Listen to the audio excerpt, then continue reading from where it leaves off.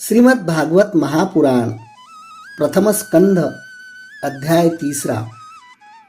श्री सूत जी कहते हैं, सृष्टि के आदि में भगवान ने लोकों के निर्माण की इच्छा की। इच्छा होते ही उन्होंने महतत्व आदि से निष्पन्न पुरुष रूप ग्रहण किया। उसमें 10 इंद्रियां, 1 मन, 5 भूत, ये 16 कलाएं थी। उन्होंने कारण जल में शयन करते हुए जब योग निद्रा का विस्तार किया, तब उनके नाभि सरोवर में से एक कमल प्रकट हुआ और उस कमल से प्रजापति के अधिपति ब्रह्मा जी उत्पन्न हुए। भगवान उस विराट रूप के अंग प्रत्यंग में ही समस्त लोकों की कल्पना की गई है। वह भगवान का विशुद्ध सत्वमय श्रेष्ठ रूप है। योगी लोग दिव्य दृष्टि से भगवान के उस रूप का दर्शन करते हैं। भगवान उस रूप हजारों पैर, जांघें, भुजाएं और मुखों के कारण अत्यंत विलक्षण है। उसमें सहस्त्रों सिर, हजारों कान, हजारों आंखें और हजारों नासिकाएं हैं। हजारों मुकुट, वस्त्र और कुंडल आदि आभूषणों से वह उल्लसित रहता है। भगवान का यही पुरुष रूप, जिसे नारायण कहते हैं, अनेक अवतारों का अक्षय कोश है। इसी से सारे अवतार प्रकट होते हैं। इस रूप के छोटे से छोटे अंश से देवता, पशु, पक्षी और मनुष्य आदि योनियों की सृष्टि होती है। उन्हीं प्रभु ने पहले कौमार सर्ग में अनेक सनक, सनंदन, सनातन और सनत कुमार, इन 4 ब्राह्मणों के रूप में अवतार ग्रहण करके अत्यंत कठिन अखंड ब्रह्मचर्य का पालन किया। दूसरी बार इस संसार के कल्याण के लिए समस्त यज्ञों के स्वामी उन भगवान ने ही रसातल में गई हुई पृथ्वी को निकाल लाने के विचार से सूकर रूप ग्रहण किया। ऋषियों की सृष्टि में उन्होंने देवर्षि नारद के रूप में तीसरा अवतार ग्रहण किया और सात्वत तंत्र का, जिसे नारद पांचरात्र कहते हैं, उपदेश किया। उसमें कर्मों के द्वारा किस प्रकार कर्म बंधन से मुक्ति मिलती है, इसका वर्णन है। धर्मपत्नी मूर्ति के गर्भ से उन्होंने नर नारायण के रूप में चौथा अवतार ग्रहण किया। इस अवतार में उन्होंने ऋषि बनकर मन और इंद्रियों का सर्वथा संयम करके बड़ी कठिन तपस्या की। 5वें अवतार में वे सिद्धों के स्वामी कपिल के रूप में प्रकट हुए और तत्वों का निर्णय करने वाले सांख्य शास्त्र का, जो समय के फेर से लुप्त हो गया था, आसुरी नामक ब्राह्मण को उपदेश किया। अनुसुईया के वर मांगने पर 6ठे अवतार में वे अत्रि की संतान दत्तात्रेय प्रकट हुए। इस अवतार में उन्होंने अलर्क एवं प्रहलाद आदि को ब्रह्म ज्ञान का उपदेश किया। 7वीं बार रुचि प्रजापति की आकुति नामक पत्नी से यज्ञ के रूप में उन्होंने अवतार ग्रहण किया और अपने पुत्र याम आदि देवताओं के साथ स्वयंभुव मनवंतर की रक्षा की। शौनक जी बोले, राजा नाभि की पत्नी मेरु देवी के गर्भ से ऋषभ देव के रूप में भगवान ने 8वां अवतार ग्रहण किया। इस रूप में उन्होंने परमहंसों का वह मार्ग, जो सभी आश्रमियों के लिए वंदनीय है, दिखाया। ऋषियों की प्रार्थना से 9वीं बार वे राजा पृथु के रूप में अवतीर्ण हुए। शौनक आदि ऋषियों, इस अवतार में उन्होंने पृथ्वी से समस्त औषधियों का दोहन किया था। इससे यह अवतार सबके लिए बड़ा ही कल्याणकारी हुआ। चाक्षुष मनवंतर के अंत में जब सारी त्रिलोकी समुद्र में डूब रही थी, तब उन्होंने मत्स्य के रूप में 10वां अवतार ग्रहण किया और पृथ्वी रूपी नौका पर बैठाकर अगले मनवंतर के अधिपति वैवस्वत मनु की रक्षा की। जिस समय देवता और दैत्य समुद्र मंथन कर रहे थे, उस समय 11वां अवतार धारण करके कच्छ रूप से भगवान ने मंदराचल को अपनी पीठ पर धारण किया। 12वीं बार धन्वंतरी के रूप में अमृत लेकर समुद्र से प्रकट हुए और 13वीं बार मोहिनी रूप धारण करके दैत्यों को मोहित करते हुए दैत्यों को अमृत, देवताओं को अमृत पिलाया। 14वें अवतार में उन्होंने नरसिंह रूप धारण किया और अत्यंत बलवान दैत्यराज हिरण्यकशिपु की छाती अपने नखों से अनायास इस प्रकार फाड़ डाली जैसे चटाई बनाने वाला सिंह को चीर डालता है। 15वीं बार वामन का रूप धारण करके भगवान दैत्यराज बलि के यज्ञ में गए। वे चाहते तो थे त्रिलोकी का राज्य, परंतु मांगी उन्होंने केवल 3 पग पृथ्वी। 16वें परशुराम अवतार में जब उन्होंने देखा कि राजा लोग ब्राह्मणों के द्रोही हो गए हैं, तब क्रोधित होकर उन्होंने पृथ्वी को 21 बार क्षत्रियों से शून्य कर दिया। इसके बाद 17वें अवतार में सत्यवती के गर्भ से पराशर जी के द्वारा वे व्यास के रूप में अवतीर्ण हुए। उस समय लोगों की समझ और धारणा शक्ति कम देखकर अपने वेद रूप वृक्ष की कई शाखाएं बना दी। 18वीं बार देवताओं का कार्य संपन्न करने की इच्छा से उन्होंने राजा के रूप में रामावतार ग्रहण किया और सेतु बंधन, रावण वध आदि वीरतापूर्ण बहुत सी लीलाएं की।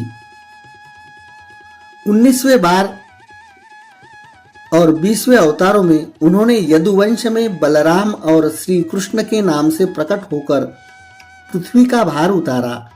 उसके बाद कलयुग आ जाने पर मगध देश बिहार में देवताओं के द्वेषी दैत्यों को मोहित करने के लिए अजन के पुत्र रूप में आपका बुद्धावतार होगा।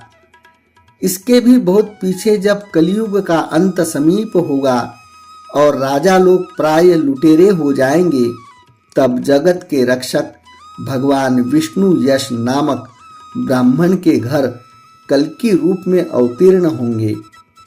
शौनक आदि ऋषियों जैसे अगाध सरोवर से हजारों छोटे छोटे नाले निकलते हैं, वैसे ही सत्वनिधि भगवान श्री हरि के असंख्य अवतार हुआ करते हैं।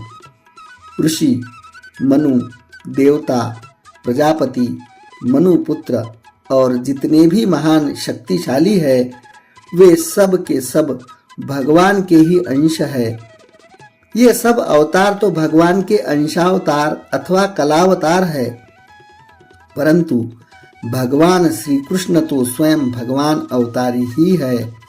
जब लोग दैत्यों के अत्याचार से व्याकुल हो उठते हैं, तब युग युग में अनेक रूप धारण करके भगवान उनकी रक्षा करते हैं।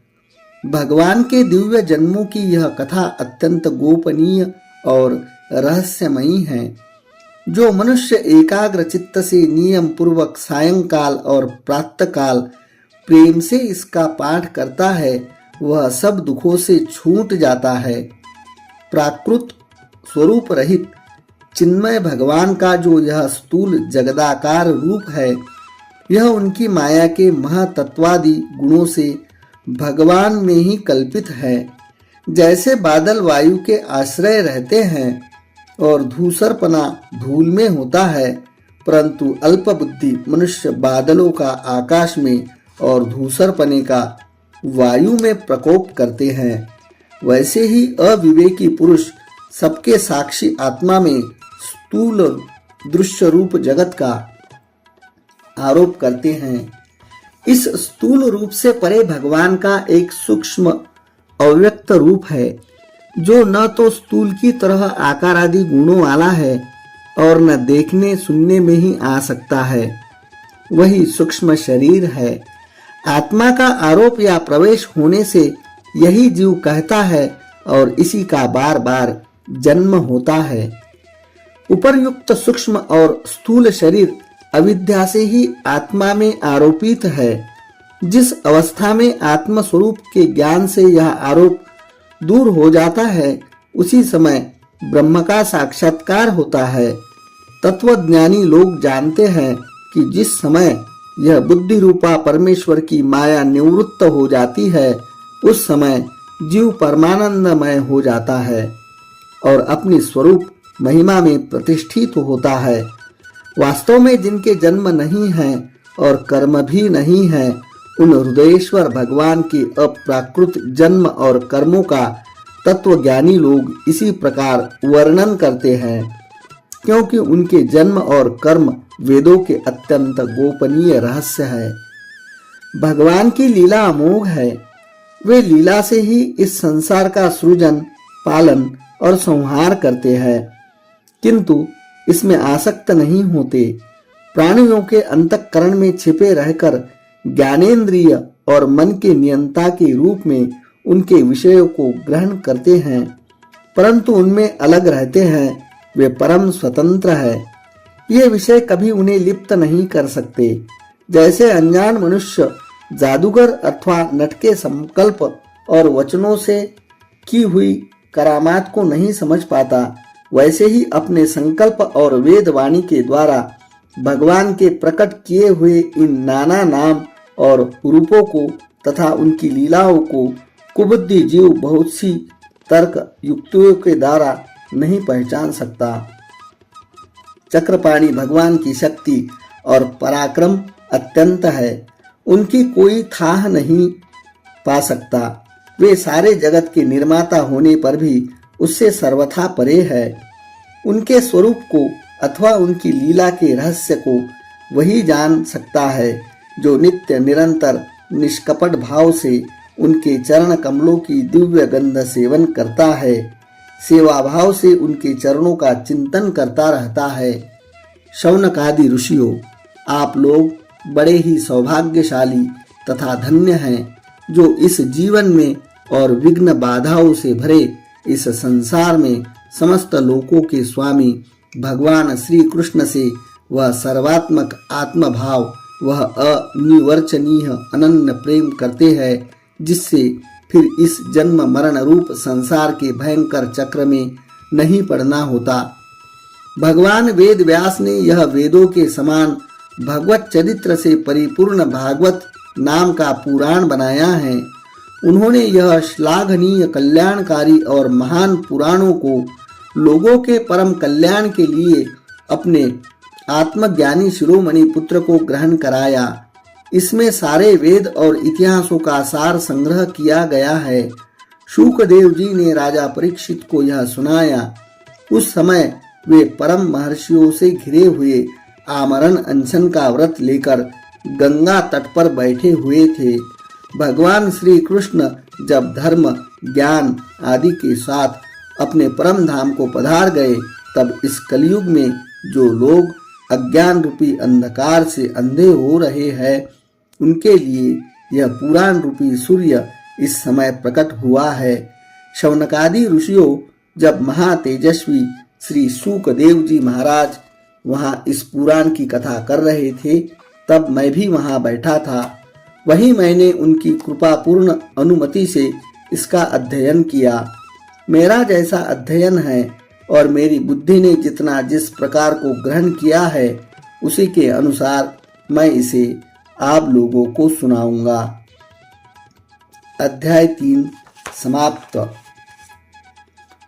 इस अध्याय में 22 अवतारों की गणना की गई है, परंतु भगवान के 24 अवतार प्रसिद्ध हैं। कुछ विद्वान 24 की संख्या यूं पूर्ण करते हैं: राम कृष्ण के अतिरिक्त 20 अवतार, जो उपर्युक्त है ही। शेष 4 अवतार श्री कृष्ण के ही अंश है। स्वयं श्री कृष्ण तो पूर्ण परमेश्वर है, वे अवतार नहीं, अवतारी है। अतः श्री कृष्ण को अवतारों की गणना में नहीं गिनते।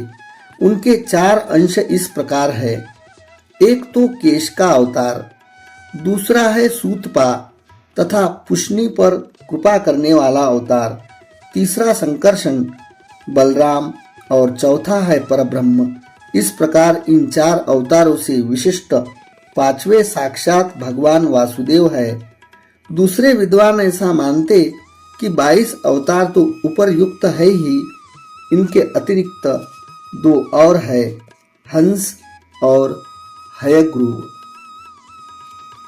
धन्यवाद।